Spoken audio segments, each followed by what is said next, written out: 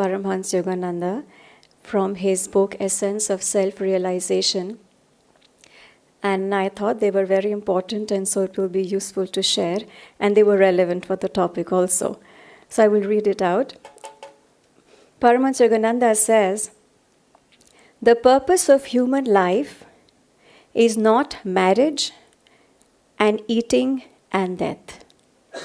To eat and drink and die is the way of the animals.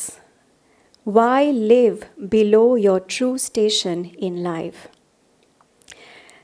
In another one, he says, "You were not born merely to make money, have children, and then die.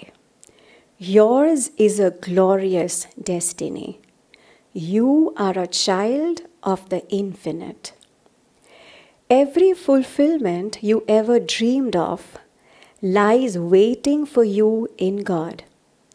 His infinite treasure house is yours. Why delay? Why waste time on countless detours? Go straight to Him." In another one, he says, "To know God is the only reason for our existence." And so according to Paramhansa Yogananda, and actually all these masters, living a life for only survival, that is to eat, drink, work to earn some money, to some comforts, get married, have children, and then one fine day it's time for us to die, then we are really not living the true purpose of this human existence that we have. We are just living like animals. My brother has a friend, he's a psychologist friend, and he asked my brother this question, "What is your true goal in life?" And my brother is all thinking and fine, he's got his true goal in life. Then he's saying that now divide the 24 hours of your life and see how much time are you giving to that true goal, that most important goal of your life. And that really made me think when I heard it, that it's really important for us also to see that, okay, fine, this is my true goal in life, but after 24 hours of the day, how much time am I really spending on that? And how much time am I just wasting on other things? And it is good for us to reflect, I thought. Also, the masters say that we have this human body, we are given this human body, we have these refined nervous system, this spine, this brain, not only for survival things, not only for basic things, because that even the animals can do without having this refined brain, but our destiny is more glorious because there is much more to this human existence. And our true goal, our true purpose in life is to actually resolve the mystery of our existence. And we are supposed to aspire for the highest freedom. That is our goal. We are supposed to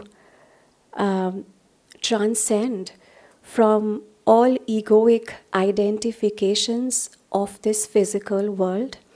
We are supposed to detach from every thought of I, me, mine, because only by doing that will we understand that there is an underlying reality, there is another reality beneath everything in creation there is. And frankly, we are not the ones controlling creation or anything or even our lives. There is something else that is controlling this creation, including our lives. And that is God. And to know that reality is the only purpose why we are here, why we are born, and why we have been given this gift of a human body with a refined brain. I read this quote by Ananda Sangha And Shito goes one level ahead. She says, every breath with which we do not remember God is wasted. Every breath with which we do not remember God is wasted. So let us reflect how much time we are wasting in our life. And Swami Kriyananda says one more thing, which is important. And he says that it is impossible for anyone to not return to God eventually, because that is the destiny for which we are created, actually.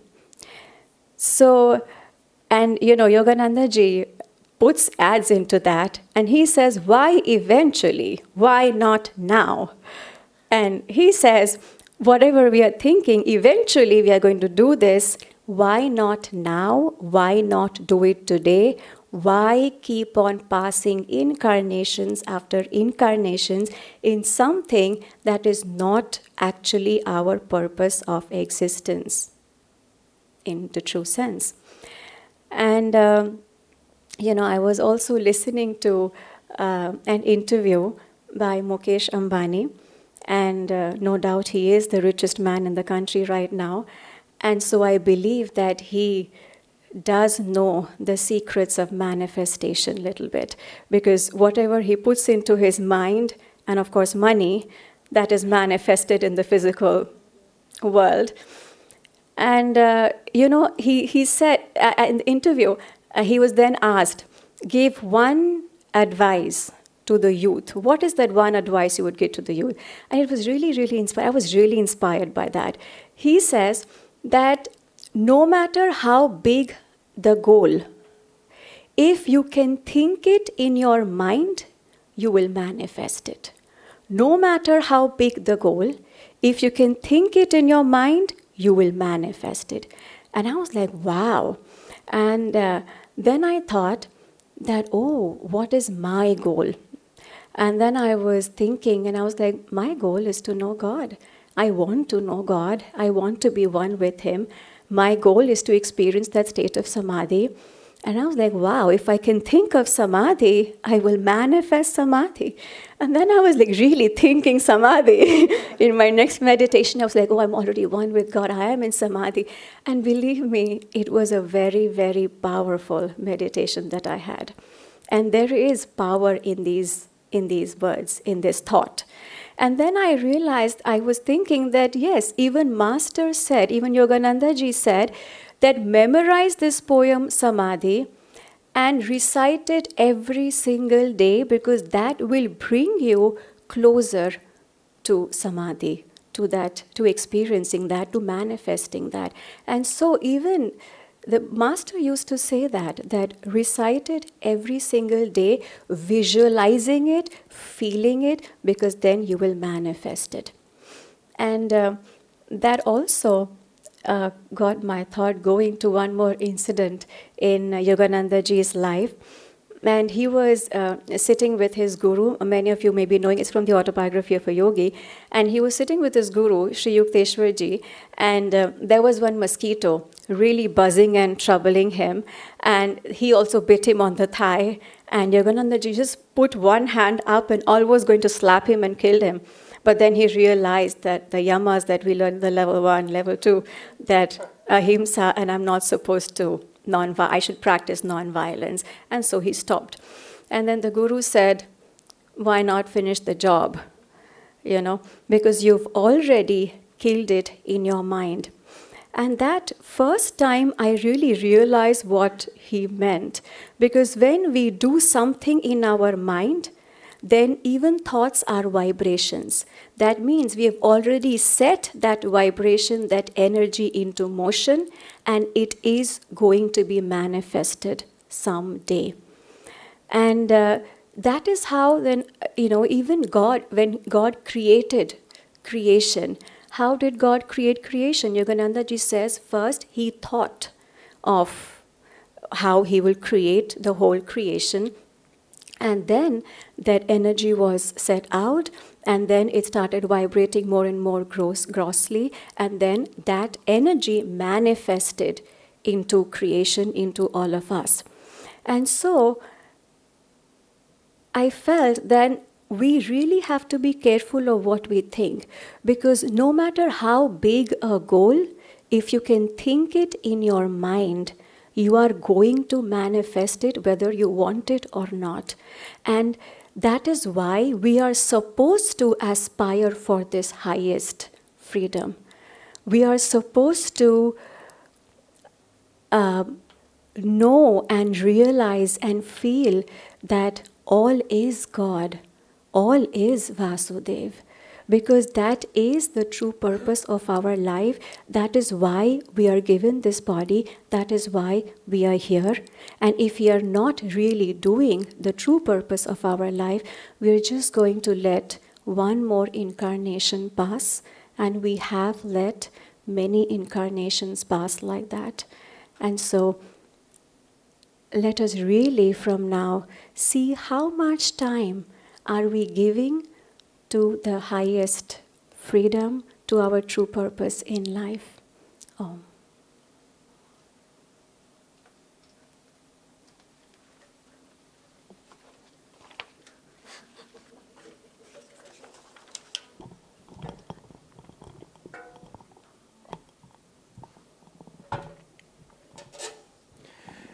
So, in the Bible and in the Gita, there are several verses which relate to our discussion today.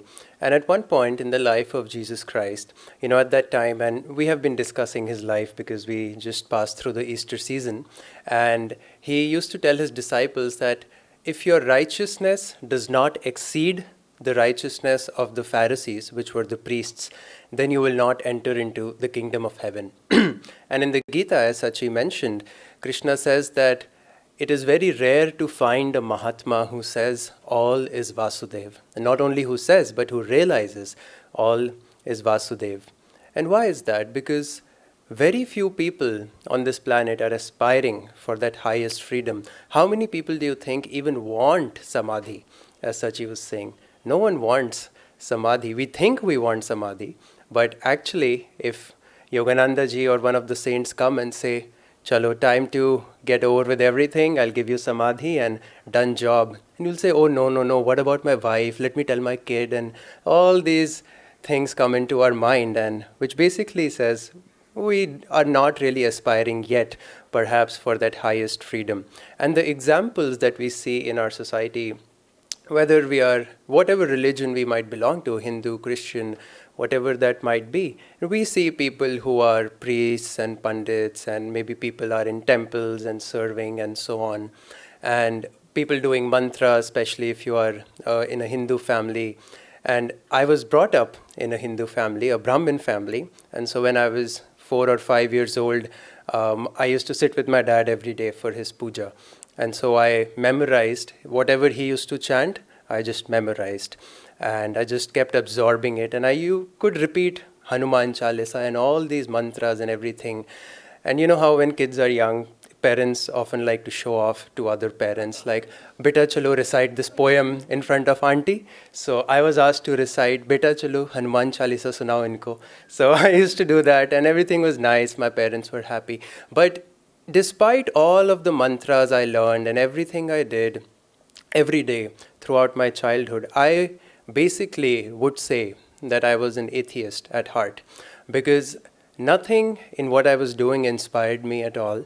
And every so-called holy person which I used to see, all the pujaris and the pandits, and I've done countless havans growing up, they used to come to our house, and I would look at them and I would think, I don't feel like being like them. I don't want to grow up and be like them, because even though they are chanting all these sacred mantras, but what is it doing for them? They are just asking my parents to put more money on the plate, and my parents are constantly nervous. If I don't feed them the right thing, then he's going to feel bad, or the other Brahmins will curse our family or whatnot. And I just would have none of it. And only when I came to the spiritual path and the path of Kriya Yoga, I understood the deeper meaning of all these things. But I was thinking about this topic, and incarnation after incarnation, we go through, as Sachi was saying, these outward rituals, because we think that is the way to achieve freedom. And we keep doing that. And Sachi again said, we think the purpose of life is to make money or have a family or be as happy as possible. And then Yogananda ji says the soul reaches a point of anguishing monotony, right? Where we finally ask, is this it? Am I just supposed to do my puja morning and evening, and is that going to get me to God?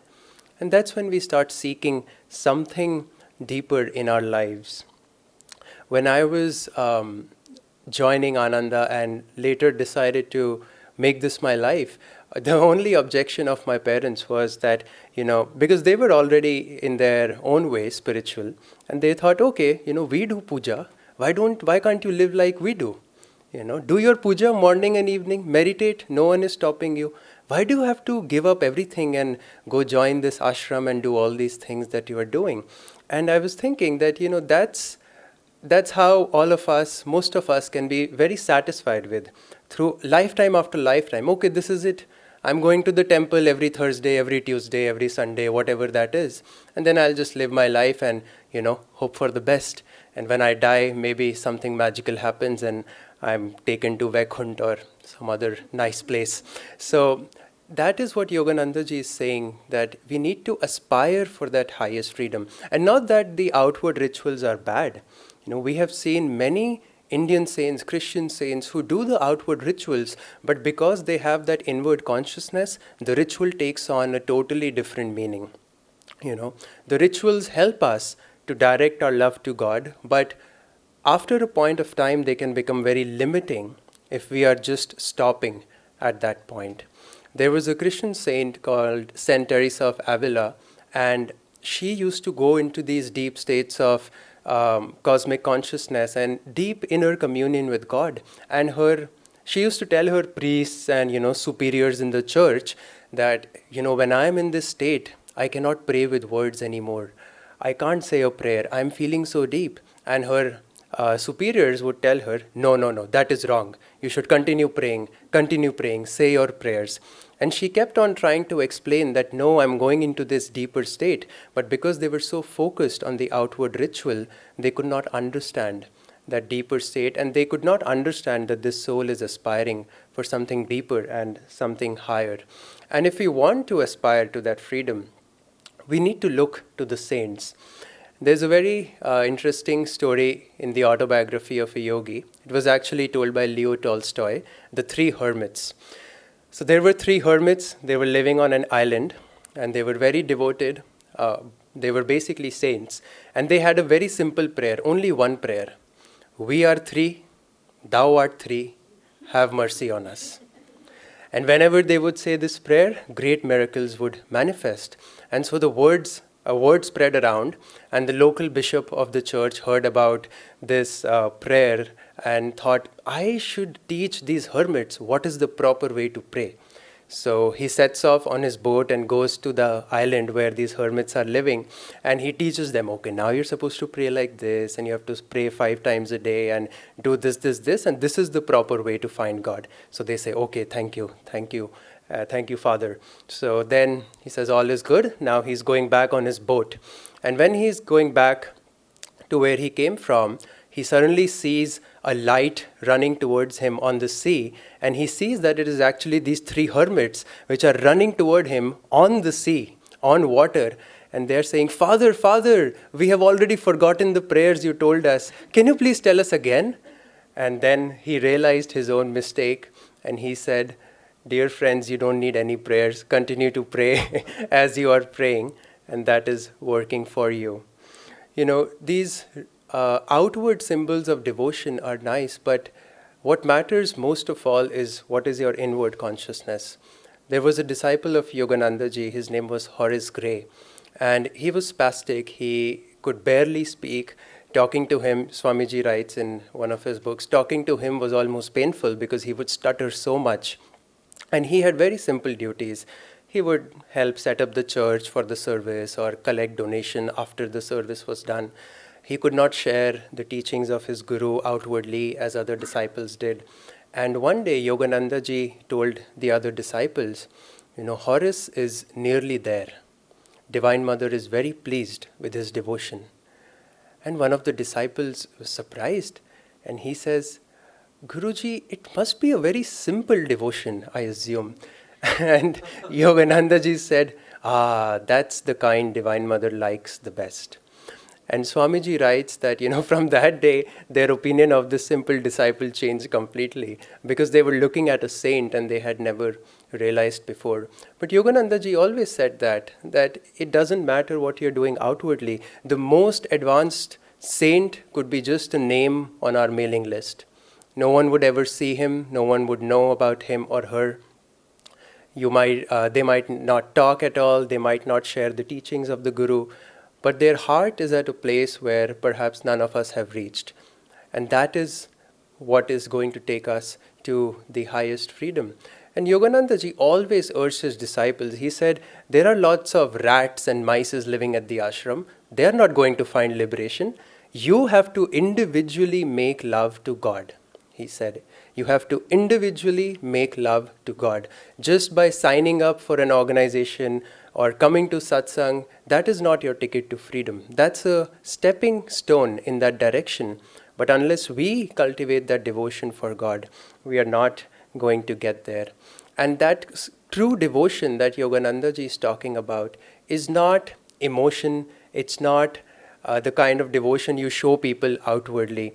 I have seen many people in my short time on the spiritual path, when the chanting is going on, the kirtan is going on, they are crying, and it seems like, oh my God, this person is so devotional, and I have such a stone heart, I'm not feeling any devotion at all. And then they're gone. After some time, you don't see them anymore. And Yogananda ji called this straw fire devotion. He says, when you have little straws and you light them, it creates a lot of show, a lot of fire, a lot of color, but it dies out very quickly. But he said, your devotion should be like a burning log of wood, that no one sees it, but it's burning slowly, slowly. For years and years and years, it is burning within your heart. And no one needs to see it. And you can't hide it anyway from God. So God is seeing your devotion. And that is going to be the way to achieve our true liberation. And once we have that devotion, then everything we do, every ritual, every arti, every satsang, every kirtan will be filled with that consciousness and will become that much more meaningful in our lives. I would like to end by sharing a quote by Yogananda ji. He said, you may have passed through the stage of worshipping idols and following blind beliefs, and you may have worshipped many material things, but at last you must see that no matter what you worship, the highest truth is within yourself. That is why this great initiation has come, by which you can awaken the spine and create an altar within your spine, and you can then say that God is not in restless things, but in the greatest measure in yourself. Worship God then on the altar of your spine. Behold Him in the temple of every thought and every activity. And then at last, after several eons of worshipping many gods, this true teaching has come to you to show you that you can find Him right within yourself. Blessings to all of you.